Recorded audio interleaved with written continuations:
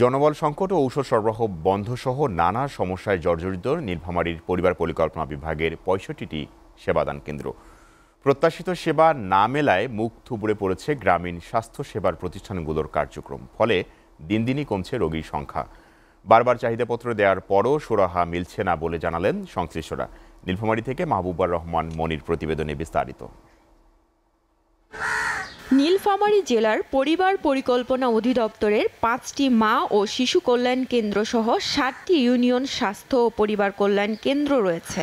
চিকিৎসক ছাড়াই পরিবার কল্যাণ পরিদর্শিকা দিয়েই চলছে সেবাদান কেন্দ্রগুলো। জেলার ৫টি মা ও শিশু কল্যাণ কেন্দ্রে গাইনি ও অ্যানাস্থেসিয়ার চিকিৎসকের পদ রয়েছে শূন্য। চিকিৎসক ও ওষুধ না থাকায় সেবা বঞ্চিত হওয়ার অভিযোগ তাদের।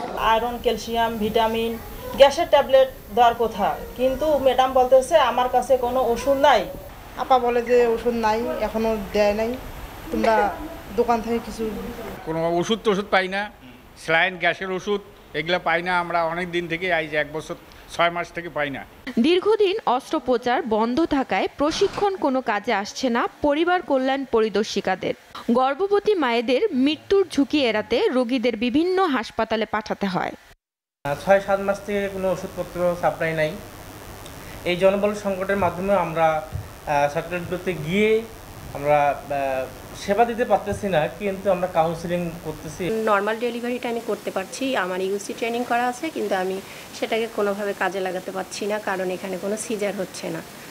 যেহেতু আমাদের অ্যানেস্থেসিয়ার ডাক্তার নেই, তারপরে গাইনোকোলজিস্ট নেই, সিজার চালু নেই, সেহেতু আমি এই ট্রেনিংটাকে কোনোভাবে কাজে লাগাতে পারছি না। যদি প্রপার ট্রিটমেন্ট আমি নিতে না পারি, তাহলে সে এমন হতে পারে যে ওই টেবিলেই মারা যেতে পারে, কিংবা আমি তাকে রেফার করলাম, ম্যানেজমেন্টটা ওই রকম তো আমার এখানে ব্যবস্থা নাই। চিকিৎসক ও ওষুধ সরবরাহ সংকটের বিষয়টি জানিয়ে এ কর্মকর্তা বলেছেন, আগের তুলনায় চিকিৎসা ব্যবস্থা স্থবির হয়ে পড়েছে।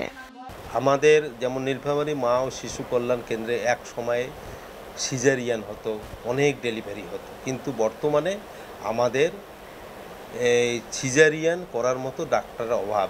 দ্রুত চিকিৎসক সংকট দূর এবং ওষুধ সরবরাহ চালু করে পুনরায় এ চিকিৎসা সেবা সচল করার দাবি সেবা গ্রহীতাদের। এসিটিভি নিউজ ডেস্ক।